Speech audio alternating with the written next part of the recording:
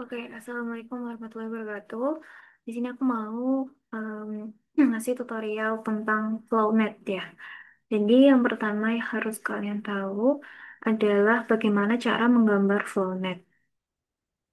FlowNet atau garis aliran. Nah, FlowNet itu nanti dibagi menjadi dua. Yang pertama ada garis equipotential line dan juga garis flow line. Jadi kalau gambar yang ini. Nah, ini itu yang yang ini itu dia adalah garis uh, flow line.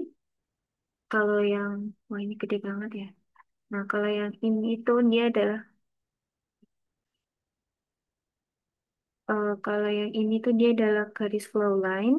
Jadi, flow line itu maksudnya adalah ketika kita mempunyai sebuah struktur di mana di atas ini ada muka air dan di sini ada muka air juga, tetapi muka airnya itu dia lebih rendah atau memiliki elevasi yang berbeda.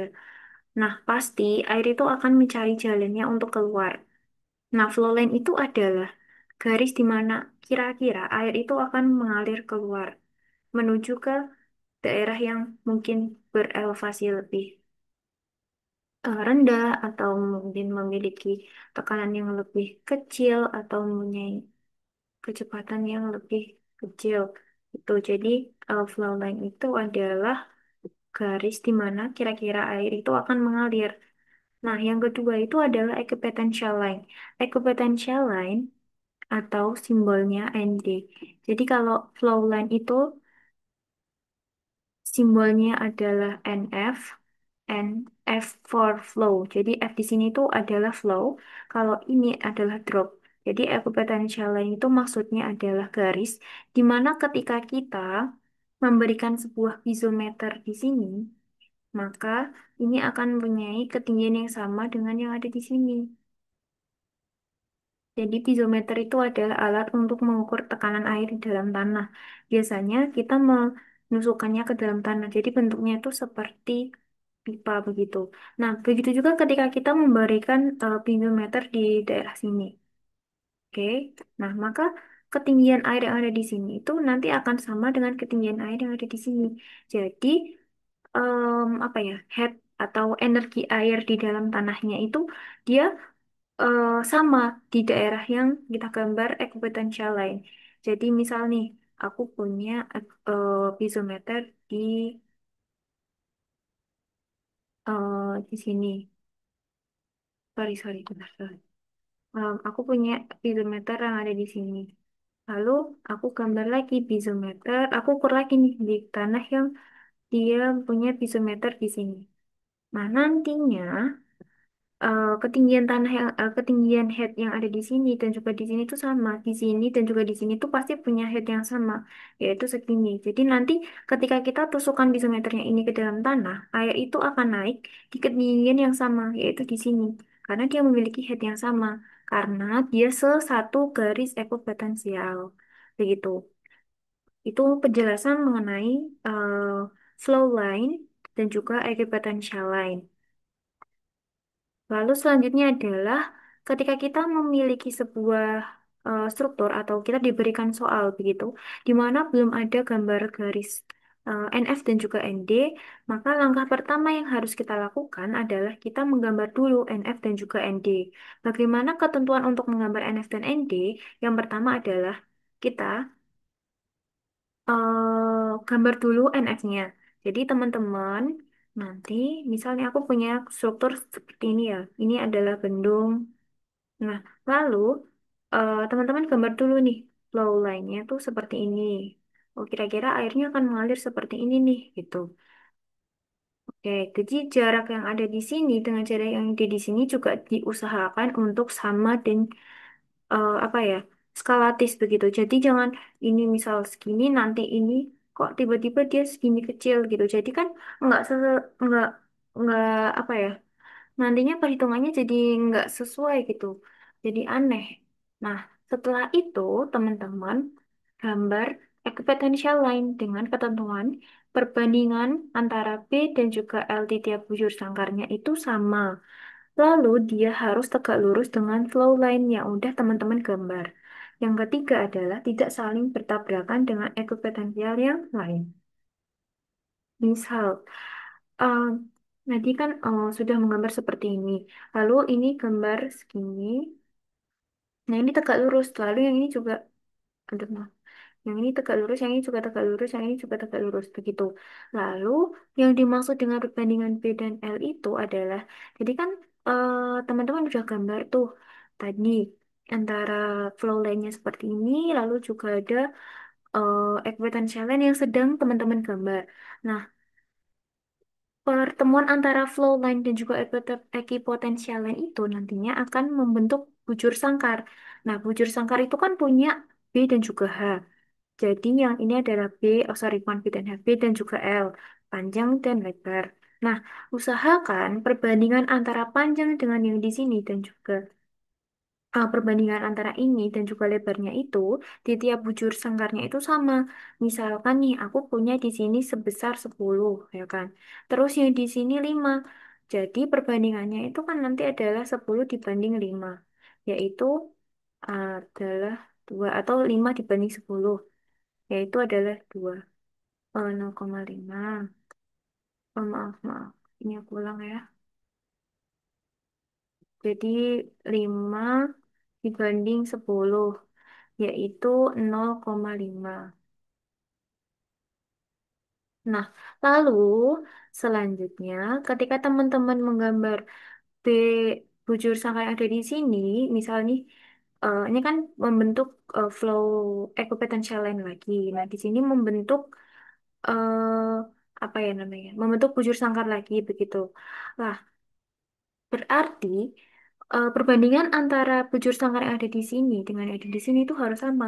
Jadi ketika tadi yang bujur sangkar satu kalian dapat 0,5, maka di bujur yang sangkar ini juga harus 0,5. Jadi angkanya nggak harus sama, misal 10 dan 5 nggak harus. Jadi misal di sini adalah 5, oke, di sini adalah 2,5. Nah, itu juga boleh gitu. Jadi apa ya? Yang penting adalah perbandingan antara panjang dan lebar di tiap bujur sangkar yang teman-teman gambar itu nanti sama. Yang kedua, harus tegak lurus dengan bowline. Tuh, jadi diusahakan seperti itu. Lalu yang syarat yang ketiga tadi kan nggak boleh bertabrakan ya antara kabupaten challenge. Dia gampang, misalkan nih, eh, tadi aku udah gambar kabupaten challenge-nya seperti ini. Jadi yang ini aku juga nggak boleh gambarnya kayak gini, nabrak di kabupaten challenge yang udah aku gambar sebelumnya itu nggak boleh. Jadi ya harus seperti itu ya. Oke, itu ketentuan untuk menggambar NF dan juga ND. Aku harap teman-teman paham. Selanjutnya adalah setelah kita menggambar, yang harus kita lakukan selanjutnya adalah kita mencari HL atau beda ketinggian. Nah, beda ketinggian itu tadi kan misal di gambar yang ini ya, ini kan adalah sisi hulu. Oke, hulu itu adalah apa ya? Mulainya. Oke, hilir itu adalah akhir. Nah, antara hulu dan hilir ini dia kan memiliki perbedaan ketinggian. Maka em, untuk mencari perbedaan ketinggian ini tinggal kita kurangin, yaitu 5 dikurangi 3 kalau di soalku yang seperti yang di soalku ini ya. Di 5 dikurangi 3 yaitu 2. Kita cari perbedaan antara hulu dan juga hilirnya. Lalu step yang keempat kita mencari yang namanya adalah delta H.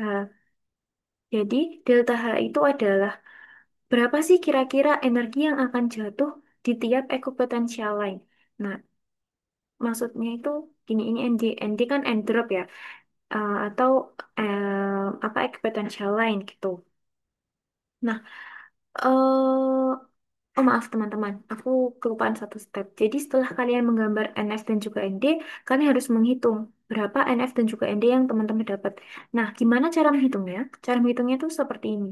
So, aku mempunyai struktur yang ini. Oke, cara menghitungnya adalah dari daerah yang udah kalian gambar. Ini satu, ini aku menghitung ND dulu ya. ND. ND yang warna merah. Oke, satu, dua, tiga, empat, lima, dan enam. Jadi ada 6 ND. Oke. Nah, tapi ada juga referensi di mana dia itu menghitungnya berdasarkan garisnya nih, teman-teman. Kalau misalkan teman-teman hitungnya berdasarkan garis, maka hitungnya itu adalah garis akhir yang ada di sini juga ikut dihitung. Jadi 1, 2, 3, 4, 5, 6. Begitu. Jadi nanti nilainya itu sama kalau kalian mau menghitung berdasarkan daerahnya atau berdasarkan garisnya gitu ya. Jadi nggak usah bingung. Selanjutnya adalah kita menghitung NF. Nah, cara menghitung NF itu sama seperti yang aku bilang di ND. NF itu kan flow, berarti yang ini ya, garis aliran di mana air mengalir dari sisi hulu ke sisi hilir. Nah, jadi kalau di sini ada 1, 2, 3, ada 3 NF. Sama juga ketika kita menghitungnya berdasarkan garisnya. Kita hitung garis terakhirnya juga. Jadi, em, ini ada 1, ada 2, dan 3 yang ada di sini. Gitu. Oke. Nah, setelah kalian hitung berapa jumlah NF dan juga ND-nya, kalian cari ini yang aku bilang tadi. Beda ketinggian antara hulu dan hilir. Oke. Selanjutnya kalian cari H atau perbedaan ketinggian di tiap saluran equipotensial lainnya. Itu jadi kayak apa ya namanya? Misal aku punya saluran seperti ini ya. Oke, ini aku punya saluran seperti ini. Lalu di sini aku punya semacam saringan. Oke. Nah, air yang mengalir di sini kan pertama misal jumlahnya 5. Terus kesaring sama ini jadi 3. Kesaring di sini jadi 2. Berarti kan ini mempunyai perbedaan 2.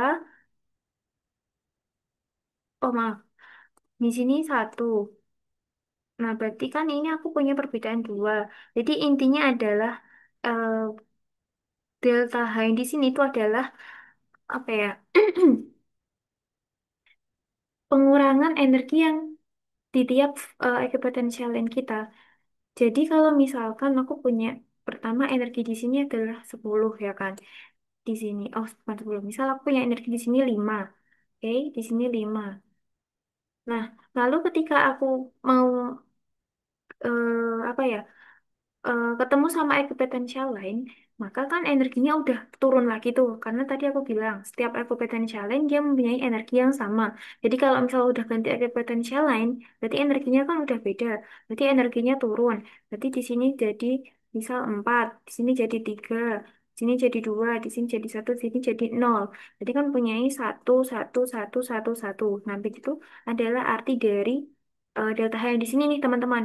Jadi yang pertama adalah kalian cari dulu tadi beda ketinggiannya berapa, yaitu adalah 3 ya kan. Dibagi dengan ND.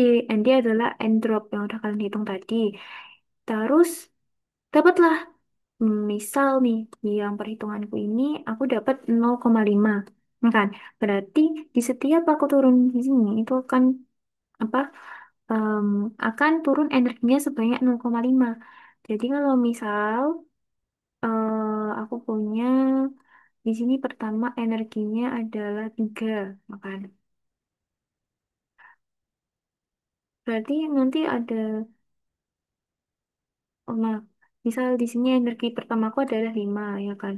Lalu di sini nanti dikurangi jadi 4,5, jadi 3,5. Oh, salah. Ini 5. Berarti 5 dikurangi 0,5 adalah 4,5. Maaf, teman-teman. 4,5. Lalu selanjutnya di sini dikurangi lagi 5 dikurangi 2 kali 4,5. Jadi nanti ketemunya pokoknya di akhirnya nanti di sini adalah nilainya 0.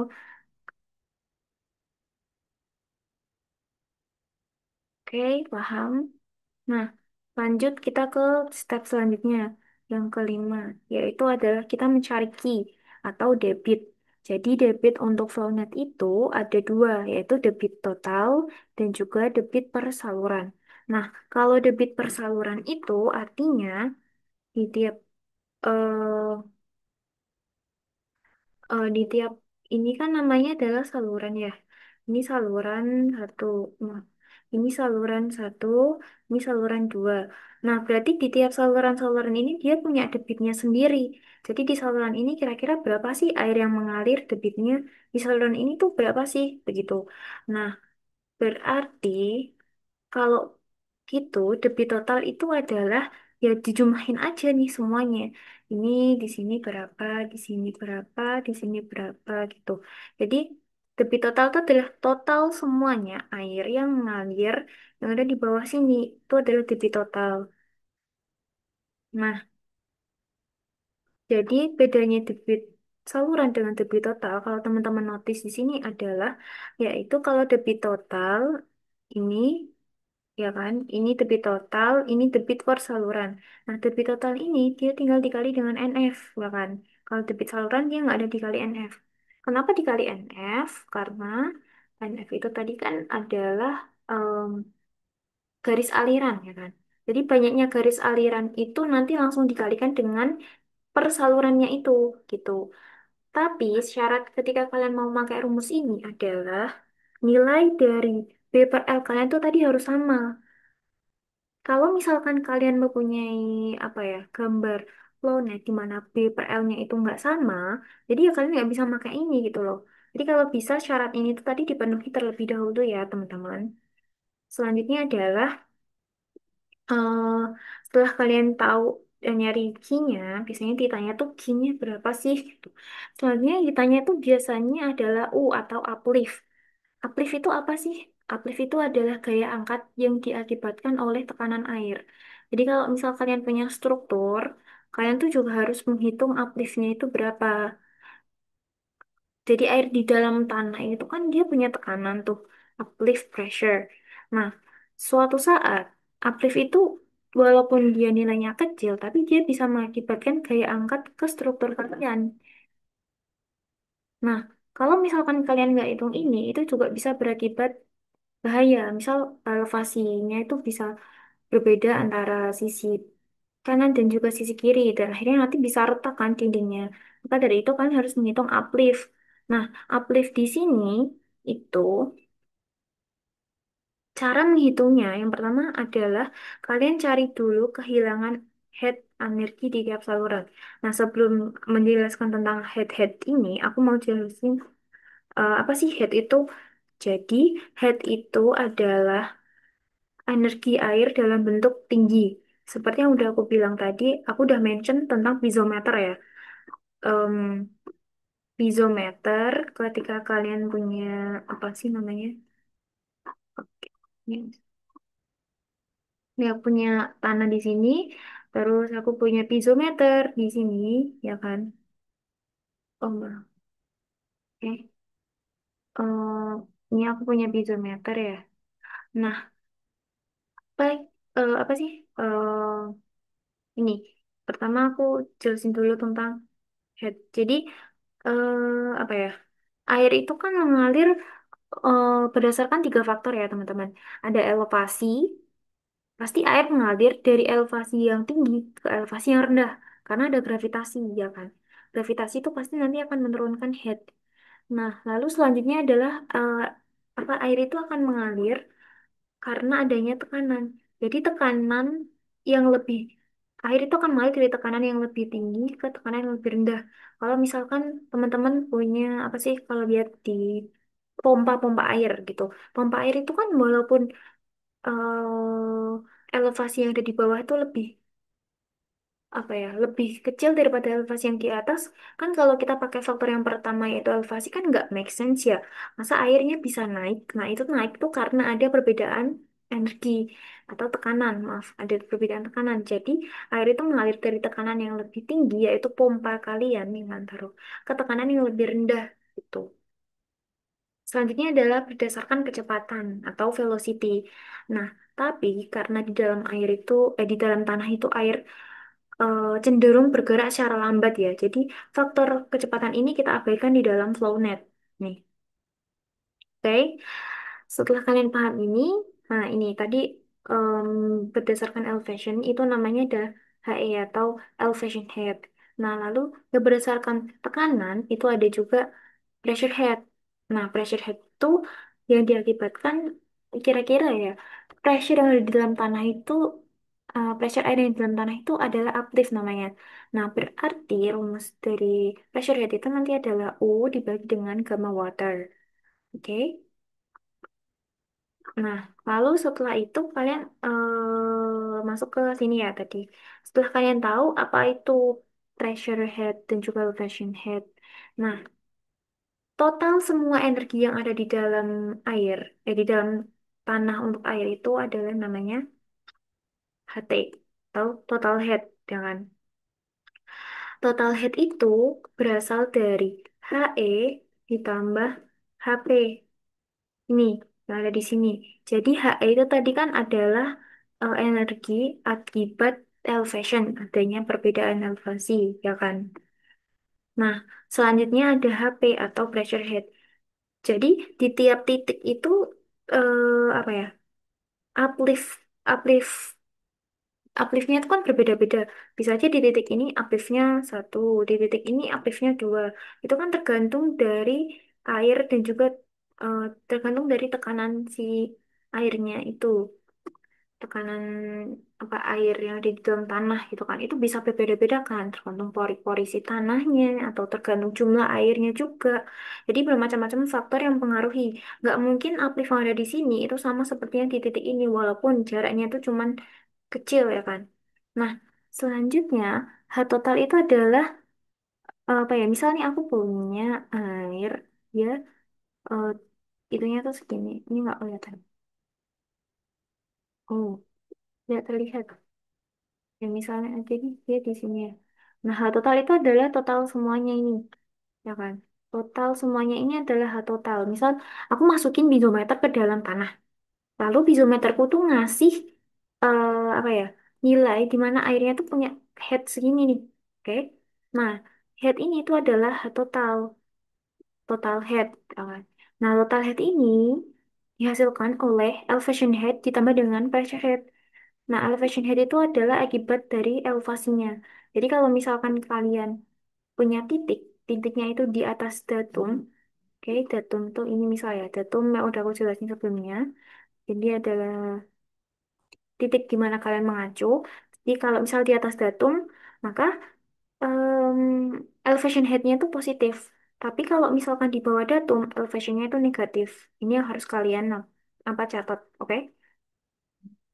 Nah, selanjutnya ada pressure head ya. Pressure head itu adalah akibat tekanan air di tanah. Yang tadi aku bilang, jadi tekanan air di tanah itu ada uplift. Nah, uplift berarti tinggal kalian bagi dengan gamma water. Oke, untuk jadi dia jadi meter maksudnya. Nah, karena kalian udah tahu nih, jadi HT ini totalnya ada di dalam sini nih, itu yang berkontribusi menyusun air bisa setinggi ini itu ada elevation head dan juga pressure head, teman-teman. Oke, selanjutnya eh setelah kalian tahu konsep ini, nanti akan dapat ini. Jadi yang untuk total head itu kan rumusnya HI ditambah HP. Nah, total head ini, oke, HP ini tinggal kalian masukkan rumusnya yaitu U dibagi gamma water. Maka untuk mencari uplift, kalian tinggal ubah rumusnya menjadi total head dikurangi dengan elevation head dikali dengan gamma water. Itu nanti ya. Nah, itu untuk penjelasan mengenai elevation head dan juga pressure head dan juga total head. Selanjutnya adalah em, kalian cari nih, cari kehilangan head atau energi di tiap saluran. Jadi kalau misal tadi aku kan punya total head nih. Nah, total head itu di tiap titik-titik ini kan berbeda. Misal aku punya titik di sini nih. Maka total head yang ada di sini dengan yang ada di sini itu udah pasti berbeda. Nah, untuk mencarinya itu caranya adalah H hulu, yaitu ketinggian hulu kalian, dikurangi dengan dia masuk ke ekvipotensialnya ke berapa sih gitu. Lalu dikali dengan H kecil, yaitu ini tadi ya, delta H. Tuh, jadi kalau misal tadi aku punya H hulu di sini, untuk aku yang ini H hulunya 5 dikurangi dengan Ekuipotensialnya ke berapa? Misal ke satu. Dikali dengan H kecil nih yang udah aku hitung. Di sini ada 0,5. Berarti nanti ketemu 4,5. Gitu ya. Oke, selanjutnya adalah kita mencari elevation head. Nah, elevation, kita kan tadi udah dapat total head, cari elevation head. Kenapa sih kita nyari ini? Karena kita tadi loh mau nyari ini nih. Ini aku copy aja ya ke sini. Kita kan tadi tujuannya biasanya di soal tuh ya ditanya debit alirannya berapa, terus ditanya uplift pressure-nya berapa. Nah, uplift itu kan tadi rumusnya adalah total head dikurangi dengan elevation head dikali kema water. Jadi yang harus kita cari adalah yang pertama adalah total head. Kita udah dapat kan tadi rumus total head tuh ini. Selanjutnya adalah kita nyari elevation head. Nah, elevation head itu elevasi dari data acuan kalian, datum. Kalau misal di atas, di bawah berarti minus, kalau di atas plus. Contoh, kalau misalkan di soal yang ini, berarti kalau dia di sini, titik di sini, berarti datumnya plus, karena dia di atas datum, ya kan? Nah, ini di sini 2 meter, berarti dia di sini elevation head-nya 2. Kalau misalkan dia di bawah, misalnya di sini nih titikku, ya kan? Misal titikku ada di sini, misal titikku ada di sini nih. Berarti dia nilainya nanti adalah ini 0,9 ya. Berarti dia nilainya nanti adalah minus 0,9 gitu. Itu untuk elevation head ya teman-teman. Jadi energi akibat apa sih elevasi gitu. Lalu selanjutnya adalah yang bisa kalian cari adalah otomatis kan. Nanti kalian udah dapet total headnya berapa, elevation headnya berapa, kalian nyari atau uplift. Oke. Nah, cara nyari tinggal kalian masukin aja ke rumus dikali dengan gamma water. Oke. Udah dapet nilai U-nya berapa. Selanjutnya kalian nyari uplift pressure. Uplift pressure, maaf. Uplift force. Jadi, uplift force itu dia apa ya? Luas diagram yang udah kalian buat. Jadi, misal nih, tadi kan aku punya uplift pressure di sini misal 3. Ya, 3 segede ini ya. Nah, sepanjang ini. Terus aku punya lagi uplift pressure di titik selanjutnya yaitu 2. Oke. Selanjutnya aku punya lagi uplift pressure di titik selanjutnya yaitu 1. Berarti kalau bisa aku bikin yaitu dia akan membentuk diagram seperti ini ya, teman-teman. Nah, ini tuh membentuk apa bangun apa? Trapesium kan. Berarti nanti untuk mencari uplift force atau gaya angkatnya itu tinggal kalian pakai luas ini. Jadi gaya itu kan pasti luasan dari bangunnya, bangun kalian kan. Nah, berarti luas dari trapesium ini apa? Yaitu sisi atas ditambah sisi bawah dibagi 2 dikali dengan tinggi, tinggi ini. Nah, ini tuh apa? Ini tuh nanti adalah em, skalatis ya kalau kalian bikin. Ini tuh adalah panjang dari misal ini ya. Nah, ini tuh ini loh. Nah, ini kan 12. Berarti di sini kalau misal setengah, di sini 6, di sini 6 gitu. Ini untuk uplift force.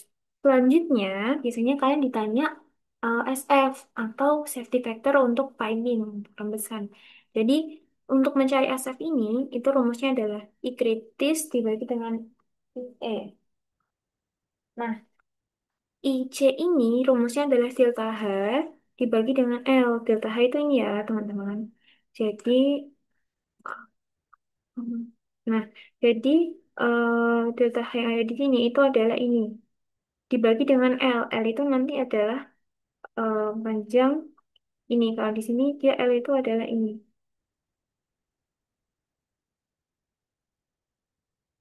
Oke. Lalu untuk IE, IE itu adalah gamma aksen dibagi dengan gamma water. Nah, gamma aksen itu kan rumusnya adalah gamma saturated dikurangi dengan gamma water, ya kan? Nah, ini rumus dari gamma aksen atau gamma efektif lah itu. Dibagi dengan gamma water. Tuh. Jadi kalau misal dibikin tabel, itu nanti pertama kalian nyari dulu hanya berapa, ya kan? Lalu selanjutnya kalian nyari em, total head di tiap titik. Oke, setelah itu kalian nyari elevation head di tiap titik juga. Oke, selanjutnya untuk pressure head. Pressure head itu tinggal kalian tambah HE ditambah HP. Lalu untuk uplift pressure tinggal kalian kali dengan gamma water. Uplift force tinggal kalian cari luas diagramnya itu berapa. Gitu. Oke, paham? Kali ini kita masuk ke contoh soal ya, teman-teman. Di sini aku mau kasih contoh soal satu aja. Nanti kalian bisa. Oke, yang pertama ini aku punya struktur bendung seperti ini ya. Terus yang pertama adalah aku gambar dulu flow line-nya. Oke, flow-nya seperti ini. Nah, berarti dari gambar yang ini aku punya NF berapa? Punya NF satu, dua, tiga. Tiga ya. Terus punya NT berapa? Satu, dua, tiga, empat, lima, enam. Enam ya. Oke, enam. Setelah itu aku cari HL atau perbedaan antara hulu dikurangi dengan hilir, yaitu 5 dikurangi dengan 2 yaitu 3 meter. Selanjutnya aku cari H atau turunnya energi persaluran tadi yang udah aku bilang kan. Yang per equipotential line itu dia pasti akan turun sampai pada akhirnya di sini dia adalah nol.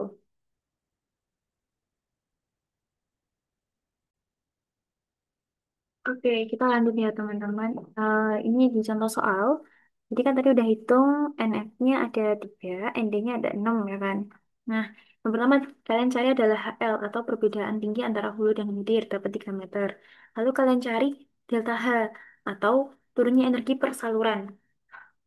Nah, kalian kan tadi udah dapet tuh beda tingginya ada 3 meter dibagi dengan ND atau apa sih jumlah ekuipotensial yang kalian yaitu ada 6. Berarti 3 dibagi 6 ada 0,5 meter. Selanjutnya adalah kalian cari debit total. Nah, debit total rumusnya pakai ini tinggal kalian masukkan. Jadi ini kan tadi diketahui 3,2 3,2 ini 10 pangkat 4 ya teman-teman. Yang benar. Karena ini satuannya masih sentimeter. Terus ini nanti satuannya udah meter. Jadi dikali dengan 10 pangkat min 2. Jadi 3,2 dikali 10 pangkat min 6 dikali dengan 3. Karena tadi HL-nya 3. Dikali dengan NF-nya 3 dibagi dengan 6. Nah, terus untuk 24 ini adalah konversi dari em, second ke dari detik menuju ke hari. Jadi yang pertama kita kita ubah dulu dari detik ke jam dikali 3.600, lalu dari jam ke hari kita kali dengan 24 ketemu 0,41 meter pangkat 3 per hari. Oke? Nah, lalu kalian cari debit per salurannya berapa? Sama seperti debit total, tinggal kalian bagi 3 aja sih kalau menurut aku. Jadi kan ini dikali 3 tuh. Jadi untuk nyari debit saluran tinggal kalian bagi 3. Ketemu 0,13 meter pangkat 3 per hari. Oke, kalian dapat tuh debitnya. Selanjutnya kalian cari uplift, ya kan? Nah, uplift itu rumusnya tadi udah aku bilang, kita cari dulu totalnya, total head, oke? Total head berapa, terus kita cari elevation head. Nah, total head itu rumusnya adalah ini. H di hulu dikurangi dengan equipotential line ke berapa dikali dengan H. Contohnya ini di titik A. Oke, di titik A ini aku punya H hulunya sebesar 5 meter. Ya kan? Nah, 5 dikurangi dengan 1, yaitu equipotential line. Pertama, ya kan? A ini kan masih di pertama tuh dikali sebenarnya kalau misalkan titikku ada di sini A ini tuh bisa aku sebut sebagai dia kan belum nyentuh oh nggak salah jadi 1 dikali dengan H atau delta H tadi yaitu 0,5 ketemu 4,5. Nah tadi kan aku sempat bilang tuh kalau misalkan delta H itu turunnya energi persaluran itu berapa. Oke. Jadi kalau misal di sini aku punya pertama energinya 5 meter, terus diturun ke sini 0,5, di sini 0,5, 0,5 turun 0,5, turun 0,5, turun 0,5. Terus tadi aku kan sempat bilang di sini 0 ya pastinya. Itu belum pasti ya teman-teman. Jadi kalian lihat lagi. Kan kalau di sini aku punya air lagi, air setinggi 2 meter. Berarti pasti di sini turunnya dia adalah 2 gitu. Bukan nol. Kecuali kalau di sini aku udah nggak punya apa itu, nggak punya energi lagi. nggak punya energi, nggak punya tinggi air lagi ya, atau nggak ada air lah di sini. Nah, berarti di sini pasti nol gitu. Jadi kalau misal kalian cari misal di sini kan 5, di sini kurangi 0,5 adalah 4,5. Oke, kurangi 0,5 lagi ketemu 4. Oke, kurangi 0,5 ini ketemu 3,5. Ketemu 3, 2,5. Terus di sini 2, ya kan? Sama. Di sini karena dia ada ketinggian air 2 meter, berarti di sini pasti elevasinya 2. Tuh. Lalu selanjutnya kalian cari HE atau elevation head. Nah, karena letak ABC ini kan dia sama ya, ada di bawah si bendung. Jadi kalau gitu nilai dari elevation head ABC juga sama. Tapi kalau misalkan di soal yang seperti ini tadi, misal aku punya titik di sini, di sini, di sini kan dia berbeda-beda tuh. Jadi ya nanti elevation head kalian juga harus berbeda gitu. Oke, ini contohnya elevation headnya. eh di sini kan tadi udah 2 meter. Karena datumku di sini, oke.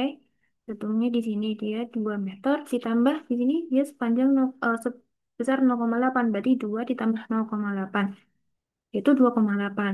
Lalu yang harus kalian catat, di sini kan tadi aku udah bilang tuh, kalau misalkan dia di bawah datum itu minus, kalau di atas tuh plus. Nah, kalau di soal ini datumnya, ya titiknya kan di bawah datum tuh, berarti minus 2,8. Oke, selanjutnya adalah kalian cari upliftnya. Udah tahu tadi total headnya berapa, berarti kita tinggal nyari total headnya berapa, elevation headnya berapa, berarti kita tinggal nyari upliftnya, ya kan? Nah, kalau di titik A tadi, total head di A itu kan berapa tuh? 4,5 ya kan? 4,5 dikurangi dengan min 2,8. Oke, jadi karena min ketemu min, nanti ketemunya plus. Ketemu 71,613 kilopascal. Kalian terusin sampai titik B, sampai titik C, lalu kalian gambar diagram upliftnya untuk mencari uplift force atau gaya uplift. Nah, uplift force itu adalah diagram, berarti tinggal kalian gambar. Di sini kan pertama 71,613, bagian dari 61,80, 51,99. Nah, berarti nanti tinggal kalian cari pakai rumus luas trapesium aja gitu kan. Di gampang ketemunya 400,23 kilonewton, ini kilonewton juga. Oke, ini untuk forcesnya. Jadi udah tahu ya tadi ada the beat, ada up pressure. Ini uplift pressure itu yang ini ya teman-teman. Ini uplift pressure. Lalu selanjutnya ada juga uplift force atau gaya angkatnya. Tuh. Selanjutnya adalah kalian cari SF pipingnya ini. Makanya yang ini rumus yang kita tulis di sini ya. Terus ketemu 0,66. Nah, harusnya SF-nya itu harus lebih dari 3. Nah, karena dia 0,66 berarti struktur kita tadi tidak aman. Tuh. Nah, soalnya di sini di PPT yang ini sebenarnya juga ada banyak contoh soal nih. Kalau yang ini contoh yang pertama nih aku gitu ya. Diketahui bendung dengan jaring arus yang ditunjukkan. Nah, seperti ini. Jadi ada 3 kasus yaitu kasus A, B, dan juga kasus C. Oke, dengan nilai K atau permeabilitasnya 5 kali 10 pangkat 6 meter per sekon. Dengan gamma aksennya 10,19. Ditanya debit, oke, debit bisa. Faktor aman terhadap piping, oke, tekanan air di titik A dan B. Nah, jadi nanti tinggal kalian cari untuk kasus A, Q-nya pakai ini ya teman-teman, pakai Q total karena dia dikali dengan NF. Dapatlah ini. Ini untuk kasus B, kasus C. Nah, maksudnya adalah kita nyari SF, ya kan? Tadi yang udah aku jelasin. SF itu kan IC per IE. IC, IE,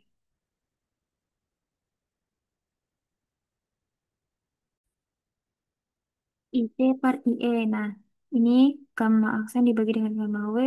Temu 10, gamma efektifnya 10,19 dibagi dengan 9,81, 1,04.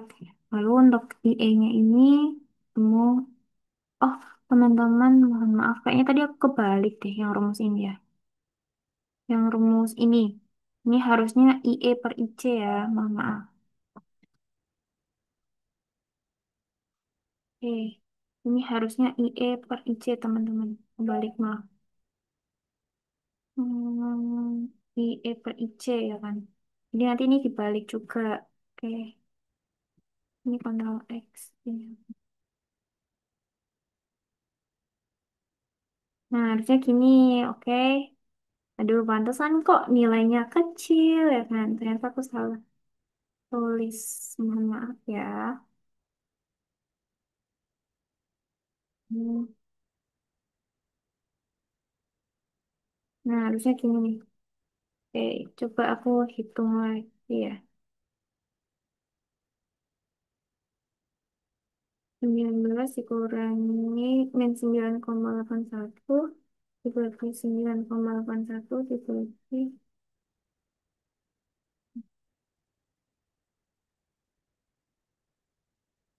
0,5 dibagi 0,8. Nah, ketemu 1,469. Nah, tapi masih belum aman ya kan? Harusnya dia di lebih dari 3 gitu.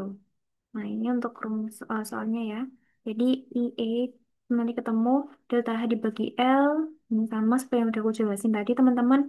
Ini tidak aman, tidak aman, ini aman. Nah, selanjutnya pertanyaan ketiga adalah tekanan air di titik A dan titik B. Nah, ini tuh adalah upliftnya ya. Jadi, di soal ini kan ada titik A sama titik B itu. Jadi, kita tinggal nyari ini adalah sama seperti yang udah aku jelasin, yaitu total head ditambah elevation head dibagi dengan 9,81. Oke, ini sama. Ini nanti teman-teman bisa baca PPT-nya aja. Nah, cukup sekian video dari aku. Kurang lebihnya mohon maaf. Wassalamualaikum warahmatullahi wabarakatuh. Nanti kalau ada yang mau ditanyakan bisa langsung chat aku ya. Oke.